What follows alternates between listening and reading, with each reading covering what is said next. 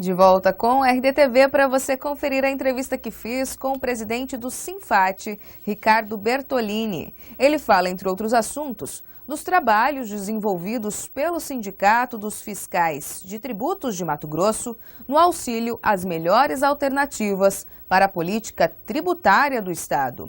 Veja. Eu já estou ao lado do presidente do Sindicato dos Fiscais de Tributos de Mato Grosso, Ricardo Bertolini. Olá, Ricardo, seja bem-vindo ao RDTV. Boa tarde, é um prazer sempre estar aqui na sua presença, esclarecendo as dúvidas, né, as questões do sindicato, né, para a população. Ricardo, me fala um pouquinho então sobre as principais bandeiras do sindicato, dessa entidade de classe. O Sindicato dos Fiscais de Tributos Estaduais não é apenas uma instituição corporativa, né?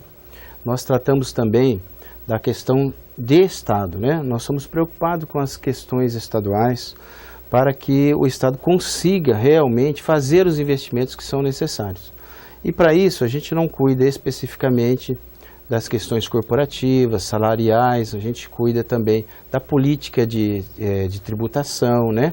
Da política social, né? Essas são as questões principais que o Sinfat tem se envolvido. Quando a gente fala de auditores, de fiscais de tributos, a gente fala muito daqueles que arrecadam, os responsáveis por fiscalizar a arrecadação do Estado. É verdade. O Estado, de fato, está muito preocupado em arrecadar? O Estado de Mato Grosso, hoje, ele tem uma política, né, que eu chamo de política de tributação mínima, né? Que é aquela política onde que você arrecada somente o necessário para os investimentos básicos, né? A gente já fez algum trabalho nesse sentido, publicou na mídia, em que, como é o cidadão, e a conclusão seria essa, né? Como é o cidadão que tem o encargo dos tributos, deveria o Estado arrecadar tudo que lhe é direito e devolver isso aos cidadãos, né, como serviços públicos, principalmente serviços de qualidade, né, na área de saúde, segurança, etc. Né?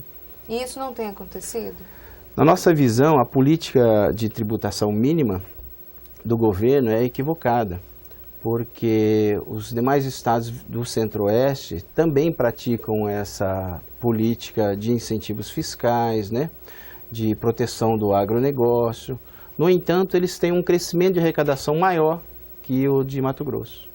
E qual que seria a alternativa? Revisar essa política de tributação? Rever como aplicar esses recursos? Sim, em nosso entendimento, a primeira medida seria essa, fazer uma revisão de toda a política tributária do Estado, né?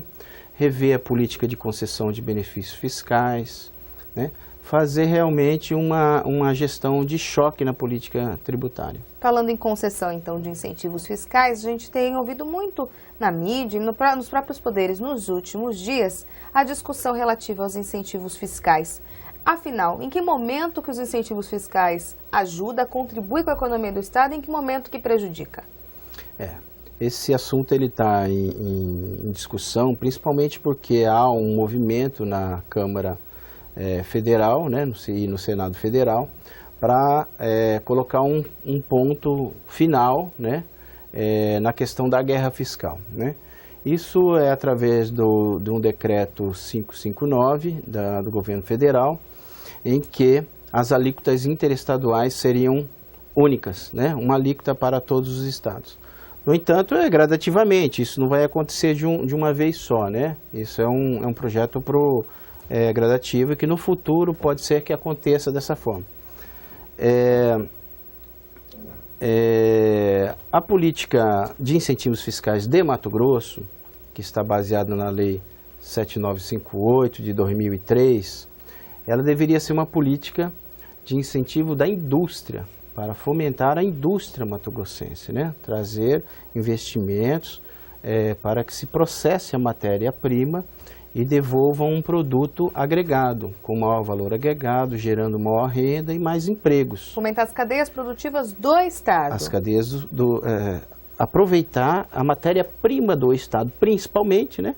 Porque um Estado que é exportador de matéria bruta, matéria-prima bruta, não tem um valor agregado considerável para poder se enriquecer, vamos dizer assim. Especialmente, né? Nos grãos, né? Exatamente, né? Então a ideia seria fomentar a indústria mato-grossense, para que ela tivesse condições de desenvolver melhor o Estado. E a gente tem visto na análise dessa política de incentivos fiscais, que a contrapartida, ou seja, aquilo que a indústria, aquilo que o beneficiário do incentivo fiscal deveria trazer para a população, em termos de geração de emprego, de melhoria do IDH, de melhoria de renda do empregado, né? Não vem acontecendo a contento.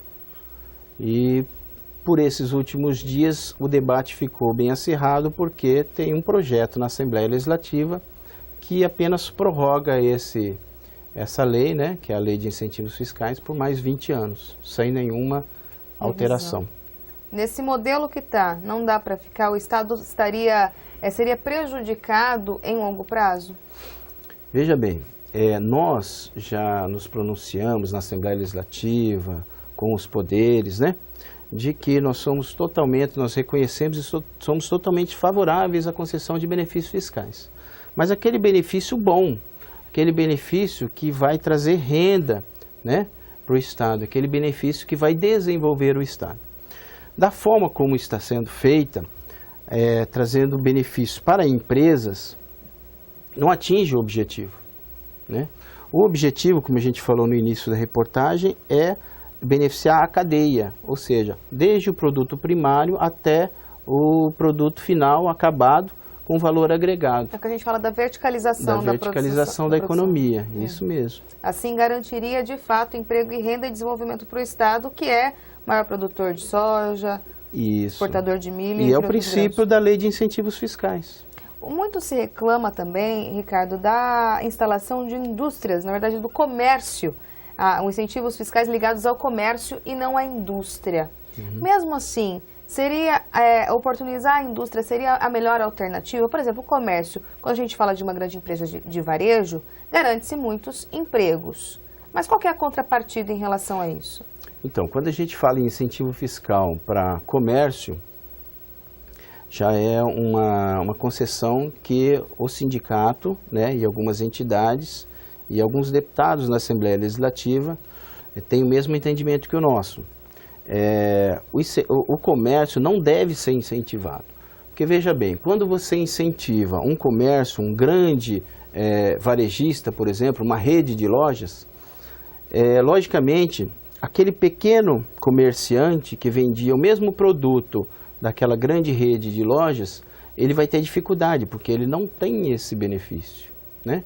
Então, você beneficia um grande grupo, né, e prejudica milhares de outros pequenos comerciantes. Deixa eu te comentar aqueles que são da região, inclusive. Exatamente. Na verdade, ele não cria emprego, ele transfere emprego daquele que está trabalhando lá no pequeno comércio, ou às vezes o próprio dono do pequeno comércio que vai trabalhar nessa grande rede. O sindicato, né? Por isso que a lei de incentivos fiscais, ela tem como princípio a industrialização e não o comércio. O sindicato também tem trabalhado muito nas questões ligadas à unidade de padrão fiscal, o aumento significativo no valor cobrado pela UPF. Hoje, o projeto foi vetado pelo governador do estado, Silval Barbosa. O sindicato tem se manifestado mais em relação a isso?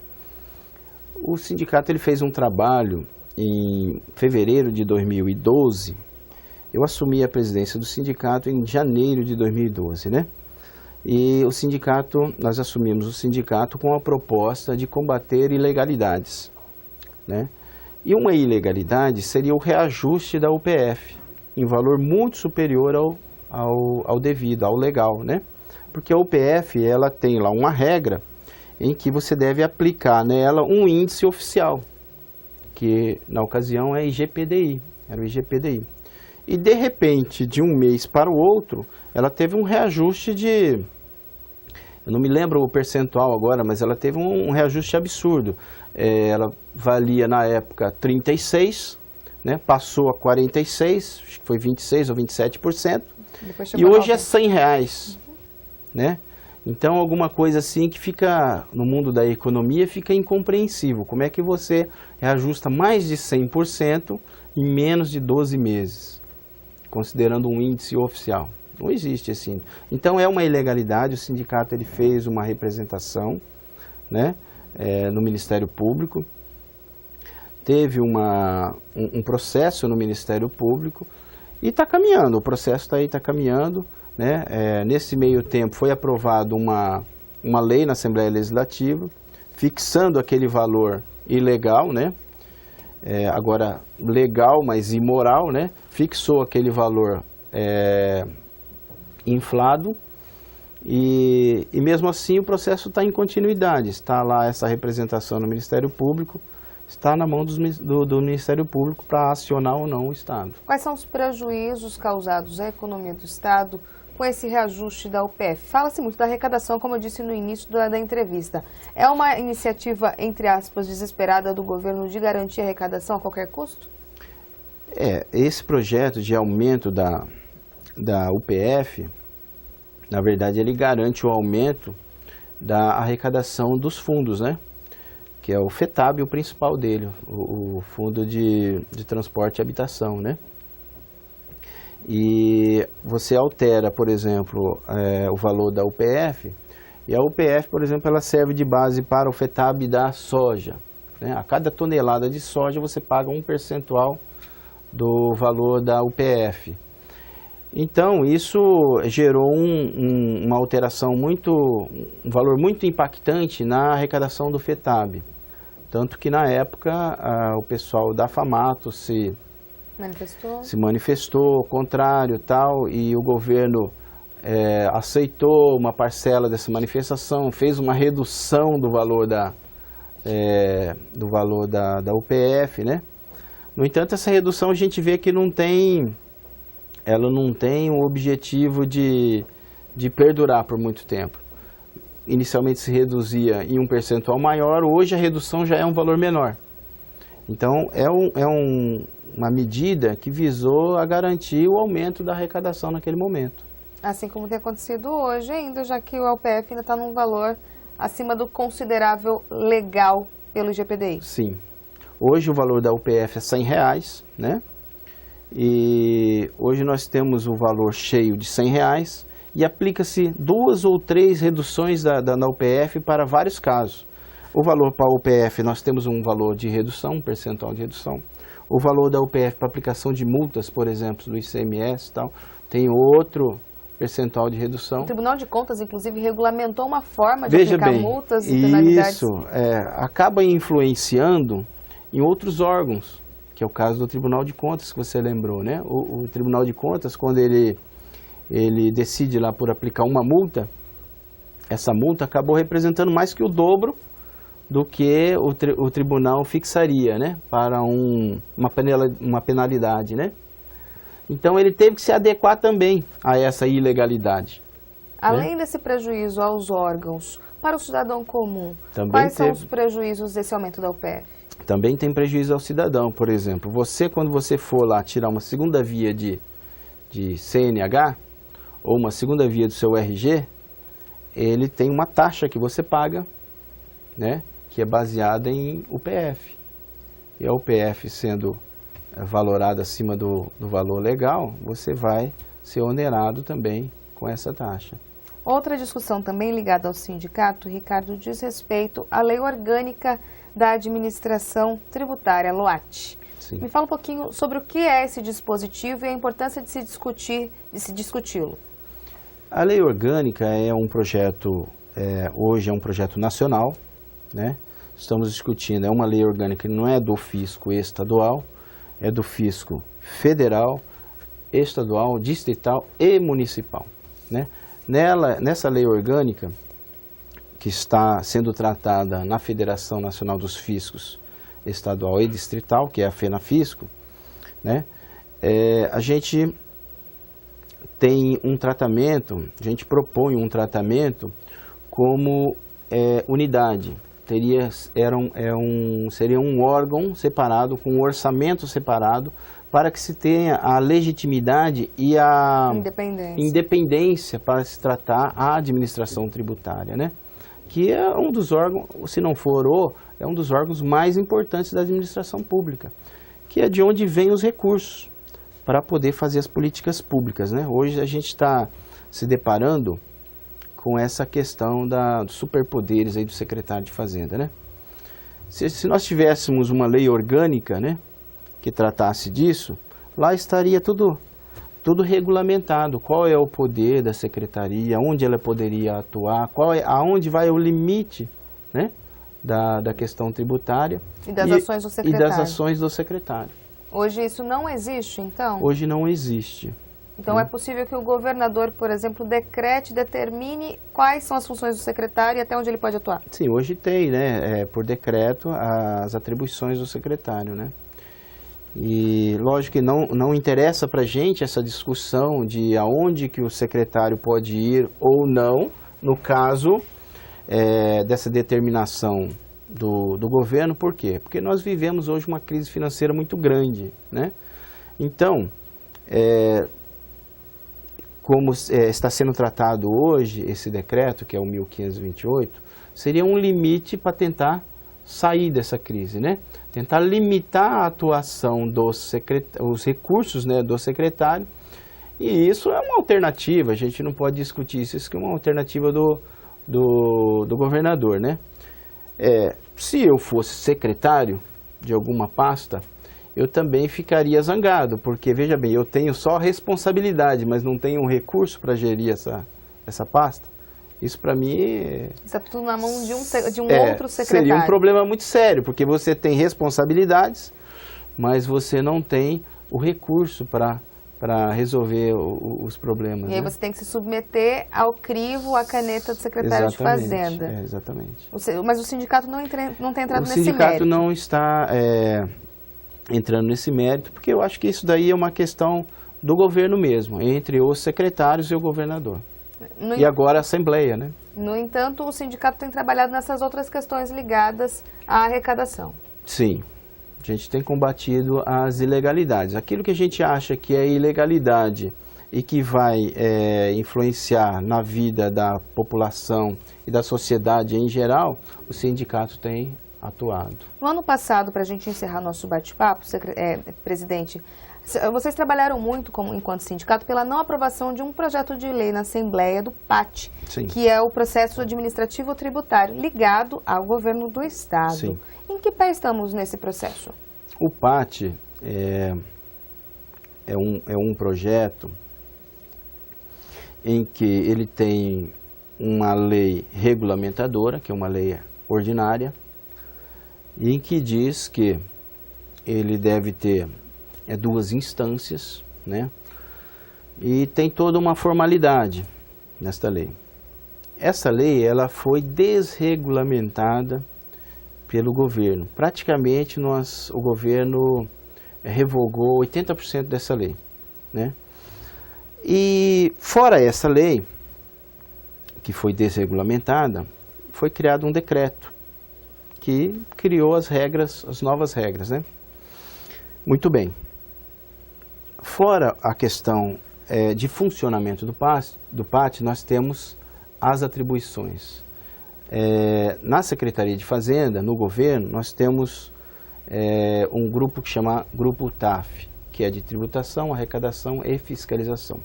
Dentro do Grupo TAF, nós temos fiscais de tributos estaduais, que são a carreira que tem competência plena dentro do Grupo TAF, e temos os agentes de tributos estaduais, que é a carreira que tem algumas outras competências, mas principalmente a carreira que tem a competência de fiscalização em trânsito, né? E essas carreiras... Como se fossem auditores e técnicos, seria isso? Sim, é isso, né? É isso. E dentro dessa lei que regula a carreira do Grupo TAF, que é a lei número 98/2001, tem uns artigos lá que enumeram as suas competências. Então, a competência do fiscal de tributos é fazer auditoria em empresas, é julgar processos administrativos tributários, dentre outras. A do agente de tributos não tem julgamento de processos administrativos. E nem auditorias. E nem auditorias. Certo. No entanto, o governo insiste em nomear agente de tributos para o Conselho de Contribuintes. E isso é uma ilegalidade. Nós já conseguimos 2 vezes na Justiça liminares suspendendo essas nomeações. E por último agora, teve uma nomeação, já foram 2 vezes, pela 3ª vez teve a nomeação, nós entramos na Justiça e o Judiciário não deu liminar. E esse pessoal está trabalhando. Só que eles estão trabalhando ilegalmente. A lei não permite que agente de tributos estaduais faça-se julgamento e processo administrativo tributário. Nesse caso não se trata de um conflito entre as 2 carreiras, mas assim as atribuições. As atribuições das carreiras, exatamente, né? E esse processo ele está no Tribunal de Justiça e ele vai ter um julgamento de mérito. Agora, olha o problema que o governo pode arrumar, né? Esse pessoal vai trabalhar, vai julgar processos e lá na frente nós vamos ganhar, se a lei não for alterada, né?